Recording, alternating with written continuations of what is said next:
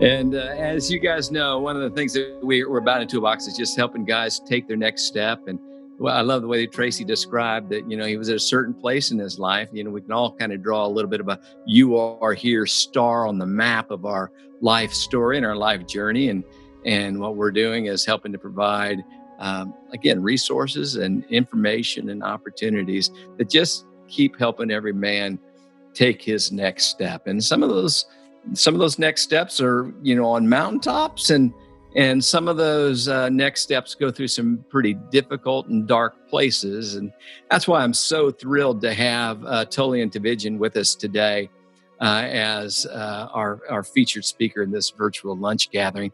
Tullian is right now the pastor of the Sanctuary, a church in Palm Beach, Florida, and he has written a number of books, including One Way Love and Glorious Ruin, and a devotional, 365-day devotional called It Is Finished.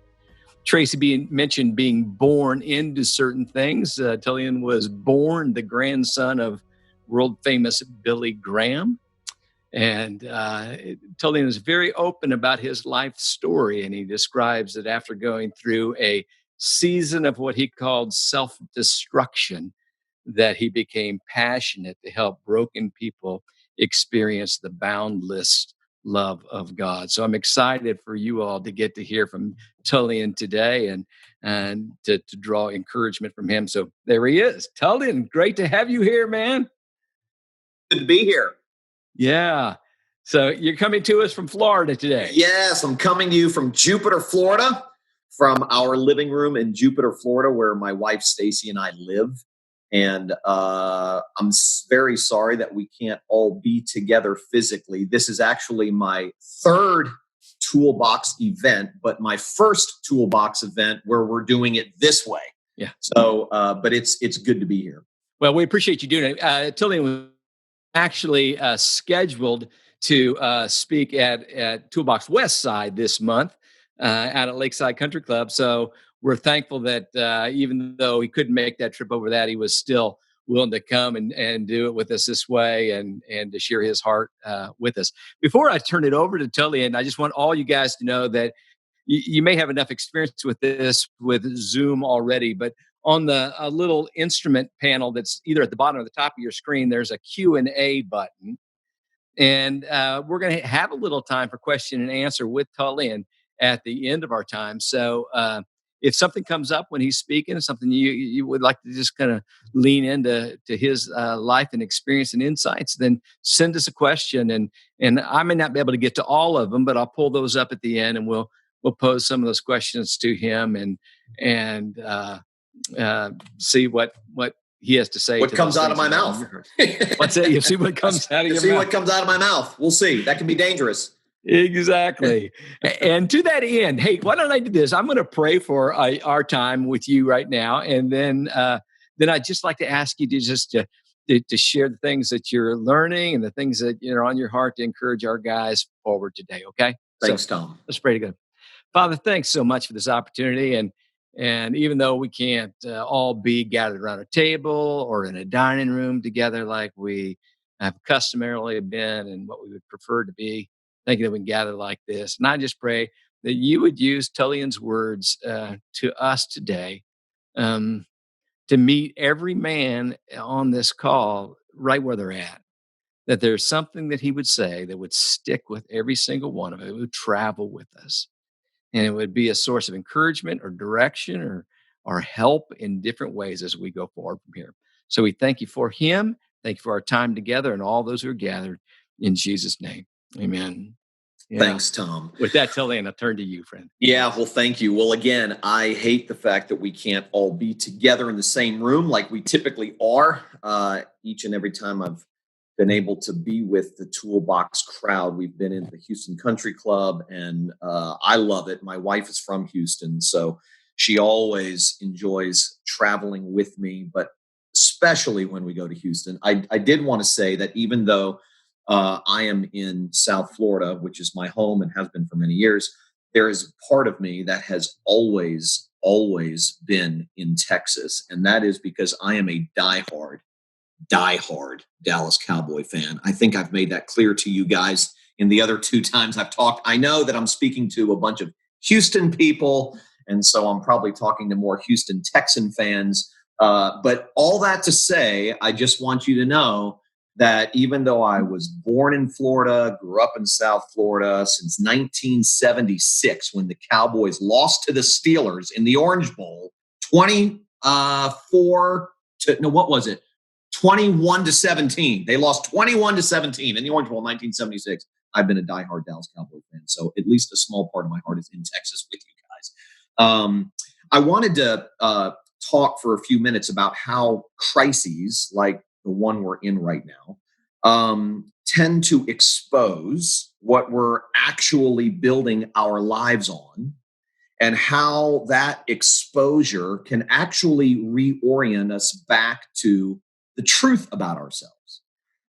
So I talked to a lot of people and have talked to a lot of people during this time. And for many people, this unprecedented shutdown of our lives has exposed some of our deepest fears and some of our deepest insecurities. I know for me personally, it has exposed how much of my own sense of security is dependent on financial stability. I have not looked at my retirement funds since the end of February. I'm scared to death. I know the impact it would have on me, even if I just check the balance on my account. It would probably cause me to stay up at night. It's also exposed just how dependent I am on my own ability to control things, to make things happen, to manufacture outcomes. I think, like a lot of guys, we tend to put a tremendous amount of stock in our own ability to control things, to manufacture outcomes, to make things happen. Well, this whole thing has revealed just how fragile and not in control we all are. And I don't know about you, but for me, that can be super scary. But I was thinking about this a few days ago, and I thought, maybe this newfound fragility, this newfound not in controlness that we are all facing is actually a huge gift. I mean, maybe, just maybe, it will reacquaint us with a truth about ourselves that we do everything to avoid, which is the truth of our dire neediness. We typically, and I think I may have said this a year and a half ago when I was at Toolbox in Houston, but we typically don't know how deeply we depend on things to make life worth living until those things are gone. And I know that I shared this part of my story the last time I was at Toolbox about 3 or 4 months ago. But in 2015, I lost everything because I was unfaithful to my first wife. And I'm very open about that. I'm very transparent about that. Career-wise, professionally, I was at the top of my game. I was a pastor of a large church in Fort Lauderdale, a well-known church in Fort Lauderdale. I was writing a book a year. My sermons were broadcast around the world on television. They were broadcast daily on radio. I was traveling all around the country. I mean, professionally speaking, I was at the top of my industry. And it all came crashing down. I lost it all in 2015 because I was unfaithful to my first wife. And during that time, I lost everything: friendships, family, my job, credibility, financial stability, hope, joy, opportunity. I mean, life as I knew it was over. And I didn't realize it at the time, but in retrospect, I can see that my value and my security, my deepest sense of who I was, my identity, was anchored to things like my success, my reputation, my position, my friends, the praise I received, the opportunities that I had, the network that I was a part of, and so on and so forth. And because of this, because my identity was so deeply attached to those things, when those things were gone, I didn't just suffer grief and pain and shame and loss and regret. I began to suffer a severe identity crisis at 41 years old. Because without these things, without these people that I had depended on to make me feel valuable and important, I no longer knew who I was. And it was during that time that an older friend of mine who was a real mentor, a father figure, a retired Episcopalian priest by the name of Paul Zoll. He said something to me that opened my eyes in a way that they had never been opened before. He said, the purpose behind the suffering you are going through is to push you into a new freedom from false definitions of who you are. The purpose behind the suffering you are going through is to push you into a new freedom from false definitions of who you are. He understood very well that the reason behind my suffering as I was experiencing it internally was the fact that I had so deeply attached my worth, my value, my significance, and my security to what I was doing, who I was attached to, all of these things that I had built my life on, that I built my identity on. And what God was doing behind the scenes was he was weaning me from all of that stuff. And he was pushing me into a new freedom from false definitions of who I was. The question that I find myself and a lot of other people wrestling with on a regular basis, especially men, is what are you building your identity? For many men, especially, it's their careers. If they're not an adequate provider for their family or a pillar of their community, they feel like they have no identity at all. For some, it's their children. How well their children turn out, the grades they get, the college they get into, the career they choose, and so on and so forth. That's what defines them as a person. That's where they find their worth and their value and their significance. Maybe it's the way you look, or your reputation. Maybe it's your marriage or the dream of one day getting married. Maybe it's your health. Whatever the case may be, we all tend to locate our worth and value and significance in things like that. What is that? Another way that I put it to myself sometimes is, what is that thing or who is that person in your life that, if taken from you, would make you feel like life is not worth living? I tell the people at our church from time to time, and it's embarrassing to admit, but I tell the people at our church from time to time that one of the reasons I work so hard to prepare sermons is because at some level I need them to think that I'm a good preacher to feel like I matter. And I think that's true across the board, especially for men and their work, especially for men and their reputation, especially for men and their financial stability or where they are on the professional ladder. So much of our effort to do and so much of our ambition to pursue certain things, we may not realize it, but is actually an attempt on our part to justify our existence, to validate ourselves, to prove our worth, or to find our worth in the things that we do and the things that we can accomplish. So for me, when I feel like I haven't preached a good sermon, it cuts me to the heart, because who am I if I'm not good at what I do? Have you ever felt like this about anything? Not just work, but relationships or the stability of your life in general or whatever. We long to have purpose and we long to have lasting stability, but so often we try building our lives on an endless catalog of God replacements that end up sinking us into the slavery of self-dependence or the slavery of self-sufficiency. So I don't know what you're going through. I don't know how this pandemic has generated fear and insecurity for you or the people around you. I don't know what you're going through. I don't know what you're currently losing. I don't know what your shattered dreams are. I don't know your deepest fears, and I don't know all of your insecurities. But what I do know is this: who you truly are, your identity, has nothing to do with you. It has nothing to do with how much you can accomplish or who you can become or what you've done or failed to do or how smart you are or what other people think of you or your behavior, good or bad, or your strengths or your weaknesses or your family background or your education or how your kids turn out and so on and so forth. Who you truly are has absolutely nothing to do with you. Now, the world will tell you the exact opposite of that. And you will spend your life living on this performance treadmill, trying to secure for yourself worth and value and significance and stability and all of that stuff. But who you truly are, your ultimate identity, has absolutely nothing to do with you.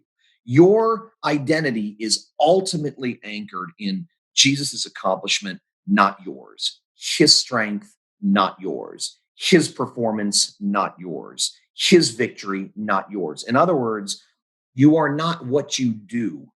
Ultimately, you are what Jesus has done for you.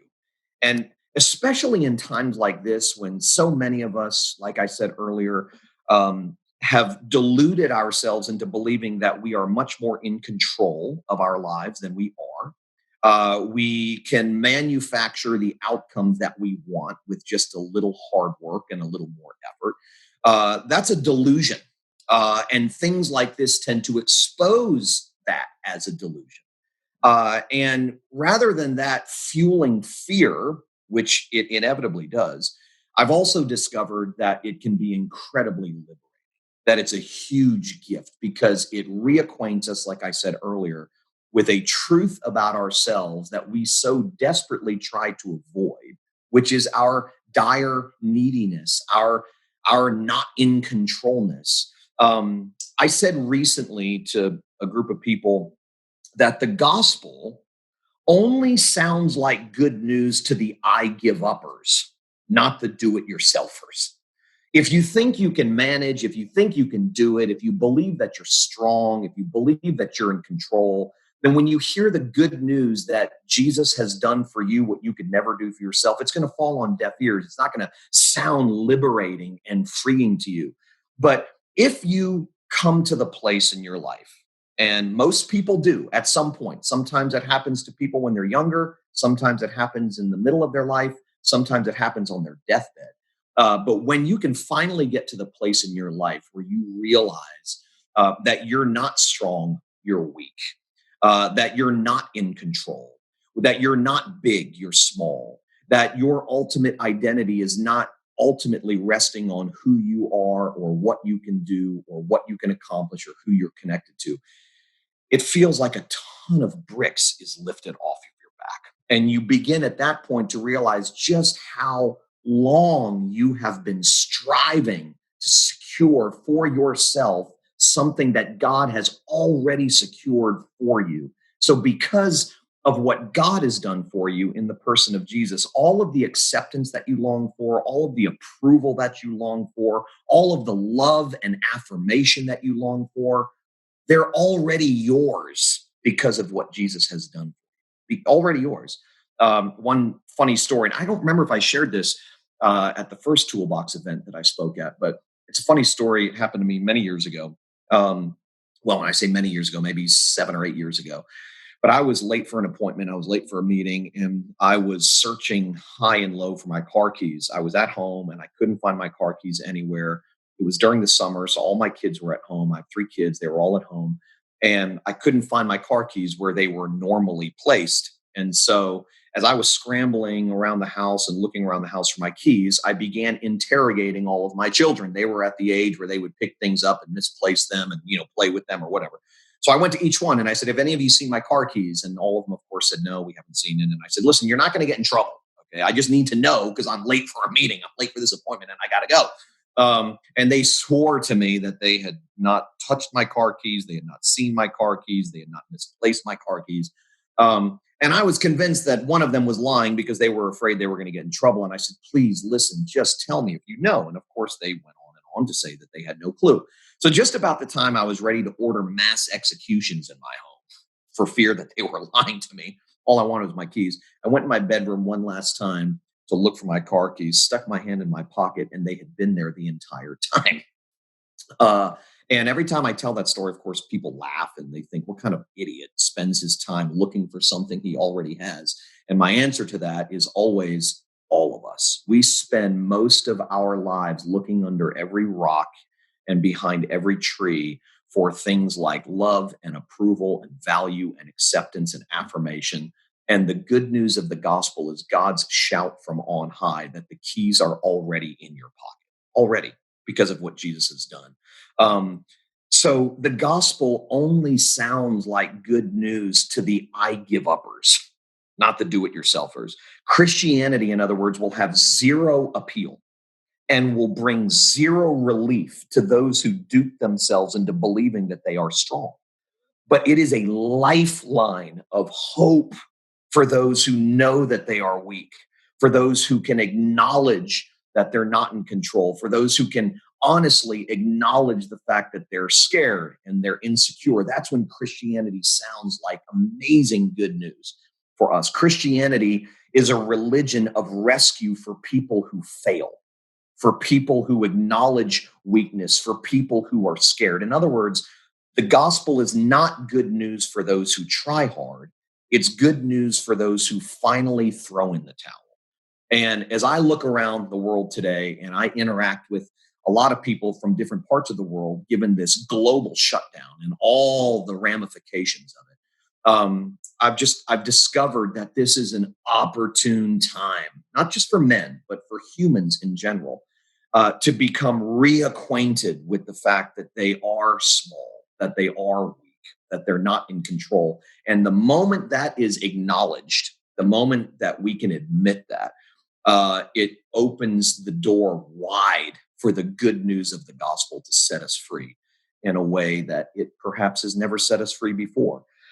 So that's kind of a little bit of my story. As I talked to Tom the other day about just sort of taking the temperature of where guys are and the different conversations he and I have had about where guys are and some of the fears and insecurities associated with this whole thing. I've really thought and prayed hard about, okay, what do I need to hear right now? Because I just assume every time that I stand up to preach or talk or speak or whatever in a public setting, that if it's something I need to hear, it's most likely something you need to hear too. Because while we are all unique in 1,000 different ways, our experience of living life in a broken world as a broken person with other broken people presents the same challenges and fears. And so my hope and my prayer has been all morning this morning that this would be good news for people in a culture of bad news right now, that they might be able to see the beautiful, bright light of the gospel against this dark canvas of fear and insecurity that so many of us are dealing with on a regular basis. So as much as I would love to be there with you guys, I'm glad that I can be with you guys in this setting.